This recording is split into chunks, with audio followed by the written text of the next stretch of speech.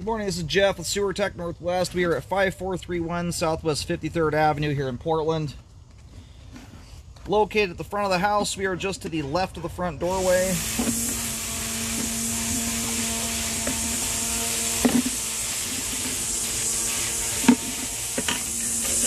I check the overall condition and serviceability of the sanitary sewer line. Water is running. We'll zero out the foot counter at the base of the cleanout. Anyway, there's your front doorway. Cleanout's fully exposed and it sits about 1.5 feet to the left of the hose bib. Drop it into 4-inch cast iron.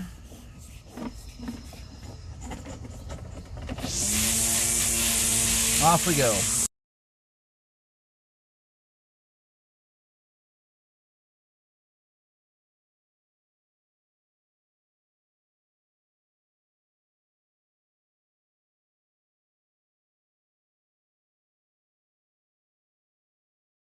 Alright, swapping over to 6-inch concrete pipe. You've got a couple little stringies hanging off that joint right there. We're going to revisit this joint on the way back out. Those might be very small root nubbins. You've got, looks like roots coming through this joint here too. As they sit, they're quite small. I don't know how long this house has sat empty for. Only reason I say that is after doing almost 25,000 sewer scopes over the 15 years I've been doing this, I have had a bunch of houses I've been back and forth to. Yeah, you've got huge roots out here at this point. What I'm getting at is roots can retract. If a line is not being used very much, they're not getting fed sewage through that particular, or at that particular root system, the roots will actually atrophy and shrink. And I've watched roots on houses that haven't even been cut shrink and grow, even depending on the time of year it is. Anyway, this appears to be the main here at about 39 feet. We're going to go locate that real quick. Alright, located the camera head successfully out on 53rd. The line does a pretty darn straight shot out to the street. I'm having a little bit of a time getting a good depth out there. My depths are kind of running around on me for some reason. The locate's coming in quite clear though. When I hold down the depth button, I'm getting some pretty jumpy stuff. So what I would highly recommend doing in this circumstance, you've got roots throughout this thing end to end. Some are big, some are small, but the end result is the concrete pipe is ready for a full update at this point. There's only one spot in the line here where I'm unsure of the slope and grade. Most of the slope and grade in the concrete pipe looks very good. It's a hard diving sewer line. So it's going to be a fairly deep main lateral, it looks like.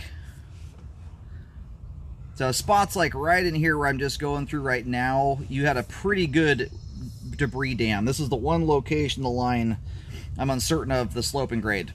So what I usually recommend in cases like this is hack all that junk out of there, cut the roots out, get all the debris flowing out of the line here, and re-scope. If you have good slope and grade there, or for the most part good slope and grade, if you've got a little bit of wonkiness to the pipe joint, you know, if it's rinky-dink, not a scenario where I'd recommend digging it up. What I'm getting at is this looks like it could be a very good candidate for an epoxy liner.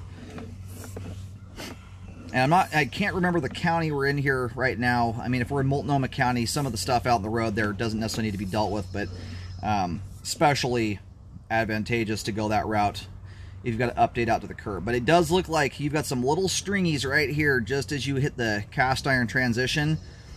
Just the way those are growing or situated in the line there, those look like roots, not cobwebs. Right now my camera's upside down. Spiders don't build cobwebs on the bottom of a sewer pipe.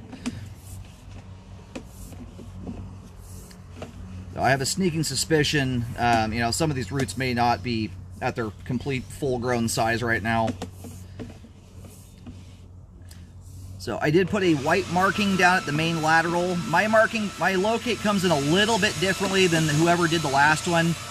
I may be about a foot further into the road than theirs shows. I mean, if you're, you know, for instance, digging a hole there, that doesn't really matter. You're going to open up a hole that big either way.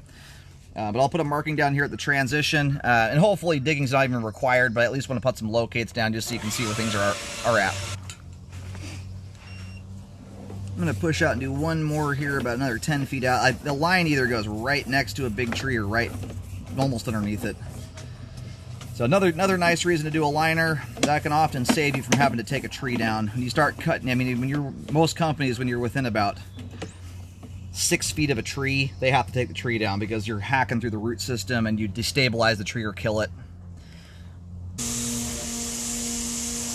All right, and I'm getting around 7.5, 8 feet deep here. I put an arrow down there. I haven't put a depth at that spot. Some of my locates as I start getting near the road. Part of it's the depth, part of it's the angle the line's running at. When I start hitting some steep slopes, my locator has a little bit of a time, especially when the line's deeper. But I think this is one you could do a liner on. Just from the sounds of it, I think we're in Multnomah County, so I would definitely be pricing out the cost difference between digging versus lining. If you don't have to take the repair all the way into the road, sometimes the liners don't always shake out to be more cost effective. I would explore both of those. Cast iron showing a little bit of wear and tear in the flow line, a little bit of rust scale. Nothing outrageous in my opinion. Cast iron, I mean, if you're going to go digging this thing up, my 2 cents on it is take it as far back as you can within reason. But the cast iron as it sits right now is clean. It appears intact. You've got a little bit of wear and tear in the flow line here, but nothing crazy. Drains off nicely. So, but it's something, you know, if it's not adding much cost on, especially with older lines, my 2 cents on it, if you're already going to be out here digging, it's just the time to take it as far back as you can within reason. So that's just as a preventative to ensure that, you know, you're not having to deal with the rest of it. You know, I can't predict when the cast iron will wear out, so I won't even do that, but you're best to do lines in one big go rather than parts and pieces. Let's put it that way. But the cast iron is certainly doing its job. I recommend all the concrete pipe from the cast iron transition out to the end of homeowner responsibility be updated. Highly recommend a rescope afterwards, after repairs are done, to check the work. If you do a dig style repair, you want to make sure your rescope happens after the trench is closed, not beforehand. You're not going to catch any settling problems.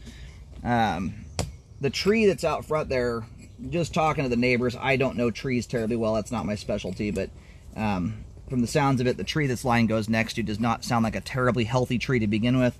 So it's one that may already need to come down anyway. So just keep that in mind when you're trying to figure out what kind of repair to do on this thing. But I would, if you're trying to go the liner route, the line needs to be cleaned and rescoped to ensure you have good slope and grade before you do the liner process.